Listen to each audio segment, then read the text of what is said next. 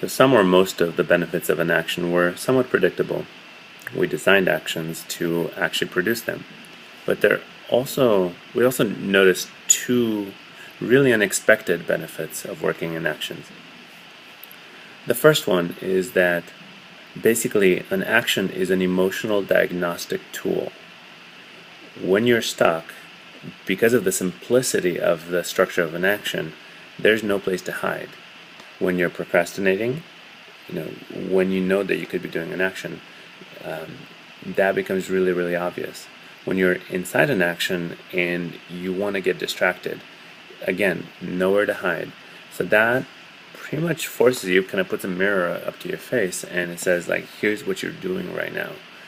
And that's actually really important, because a lot of times we're victim to the things that we don't even know we don't know. So the simple structure of an action will basically highlight, all the things that you're doing to procrastinate or to slow yourself down from making progress towards your goals. And that actually gives you a chance to work on it. You can take it to a therapist, take it to a friend, take it to your get circled if you're hanging out in the circling community like I am, and you actually finally have a chance to make progress on those and resolve those blocks.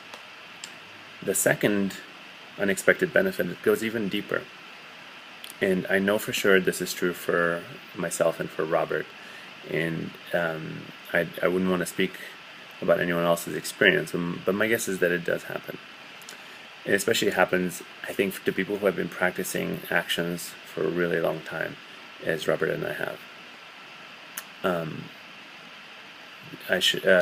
I'll link to Robert's testimonial where he speaks more eloquently than I can about how the action game really changed his life. And I'll just speak for myself. I used to run a dance business, and I've lost a lot of relationships, not to mention money.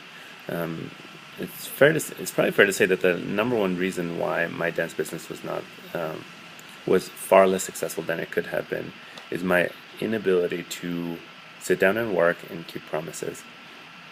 I would trust myself maybe on a 3 out of 10 level to do what I really knew I must do. And all the while I read a ton of business books. I knew exactly what to do.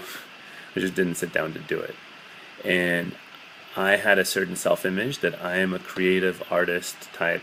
I'm a leader. I'm not an execution person. And there's mixed in there is a little bit of disdain for people who would actually execute. Fast forward now, after working with the productivity game, with the playful productivity, or with the action game, for 1.5 years, I trust myself to get things done 9 out of 10. I laugh a little bit at my past self that thought that execution was kind of, a second tier of importance to vision and insight and all that stuff. And I actually take pride and joy in executing every single day. I've almost become less interested in insight. I just know that 6 a.m. every day I'm going to wake up and I'm going to crank through a bunch of actions. And by the end of the day, by the end of the workday, I will know that I have made progress. And that has fundamentally shifted who I am. I'm not a dreamer without a base in reality anymore. I am extremely good at executing and getting better. And that's what I want to share with, I've been sharing with my friends, but I want to share this with the world. And I hope you'll join me in practicing actions.